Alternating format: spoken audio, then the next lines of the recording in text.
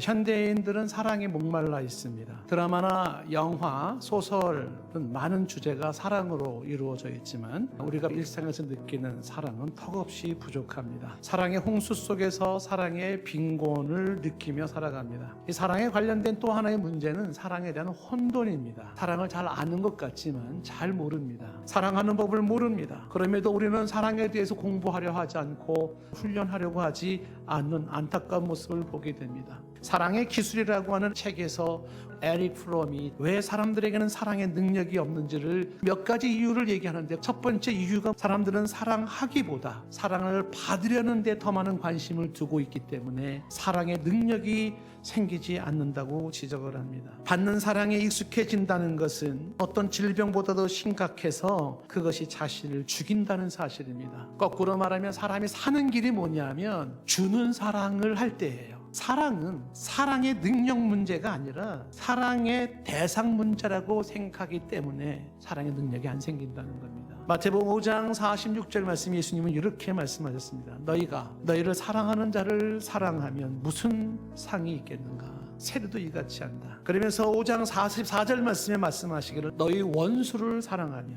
너희를 박해하는 자를 위해 기도하라고 이야기를 합니다. 예수님은 말도 안 되는 소리를 하신 걸까요? 예수님은 친히 이것이 가능함을 당신의 몸소 보여주셨습니다. 당신을 향해 침을 뱉고 뺨을 때리고 옷을 벗기고 모욕을 주는 사람들을 향하여서 피투성이가 된 채 하나님 앞에 기도했습니다. 아버지, 저들은 자기들이 하는 일을 알지 못합니다. 저들의 죄를 저들에게 돌리지 마시옵소서라고 기도했습니다. 예수님의 이 기도의 모습을 잘 보십시오. 예수님은 사랑의 이유를 상대방에서 찾지 않았어요. 사랑의 대상에 따라서 그의 사랑이 달라지는 것이 아니었습니다. 사랑의 능력 문제가 아닌 사랑의 대상 문제로 생각하고 있는 한 사랑의 능력은 키워지지 않고 자라지 않는다는 이야기입니다. 왜 사람들은 사랑의 능력이 없는가?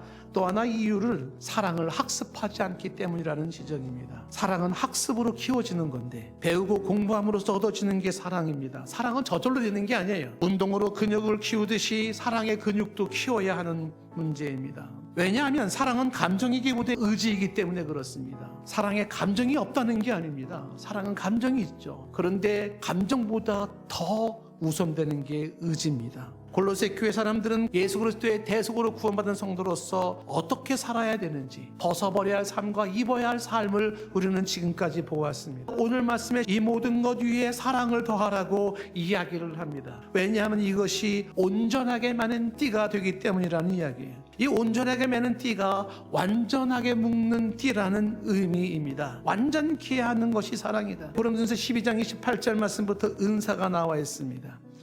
사도로서, 선지자로서, 교사로서, 능력을 행하는 자로서, 병 고치는 자로서, 돕는 것과 다스리는 것과 각종 방언을 말하는 은사가 있었습니다. 31절에 더 큰 은사를 사모하라고 말합니다. 이 더 큰 은사는 은사의 근본이고 은사의 중심이고 은사의 핵심입니다. 특히 최우선의 은사로서 이것은 가장 좋은 길이라고 얘기를 하고 있습니다. 그 가장 좋은 길이 사랑인 겁니다.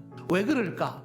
왜 사랑의 은사가 그 어떤 은사보다도 더 값지고 소중할까? 13장 1절 말씀에 이렇게 말을 합니다. 땅의 언어와 하늘의 언어를 통달했다 해도 사랑이 없으면 시끄러운 잡음에 불과하다. 방언이나 천사의 말을 아름답게 하는 것이 사랑이라는 겁니다. 유창함이나 고상함이나 미사여구나 웅변의 문제가 아닙니다. 그곳에 사랑이 있느냐 없느냐의 문제라는 것입니다.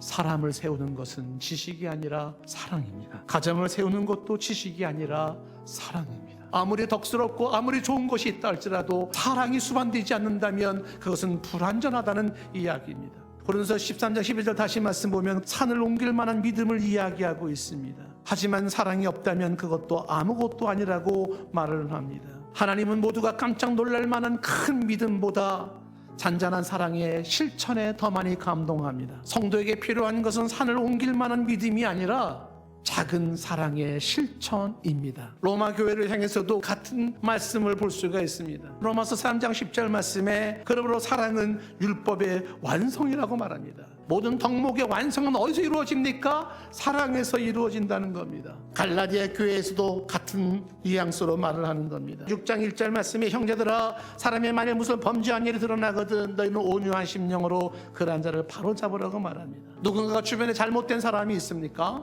당연히 바로잡아줘야 됩니다. 그런데 바로잡을 때 중요한 것은 온유한 심령으로 바로잡아줘야 됩니다. 그 온유한 심령이 사랑의 마음입니다. 처벌, 만능이 아닙니다. 교육의 효과는 사랑에 있지 매에 있지 않아요. 사랑이 바꾸는 겁니다. 모든 덕목을 따져보니까 다 사랑이 필요해. 사랑이 없으면 불완전해요. 용서가 종교적 의무가 될 때 억지스럽고 부담이 되고 스트레스가 됩니다. 그런데 여기도 뭐가 필요할까요? 사랑이 필요합니다. 하나님은 독생자 예수를 보내주심으로써 죄인을 향한 하나님의 사랑을 확실히 증명해 보였습니다. 하나님 사랑이 그렇게 용서로 나타난 것입니다. 대상에 따라서가 아니라 하나님 당신의 사랑이 그렇게 표현되어진 것입니다. 사람과 사람 사이에도 마찬가지인 것입니다. 우리에게 필요한 것은 용서라는 아름다운 덕목이 있습니다. 그 덕목에 사랑이 더해져야 된다. 사랑이 있을 때 그 용서가 자연스럽고 기쁨으로 이루어진다는 이야기입니다. 우리에게 필요한 것은 사랑입니다. 사랑이 인생의 시련도 아름답게 하고 사랑은 율법의 완성이라는 사실입니다.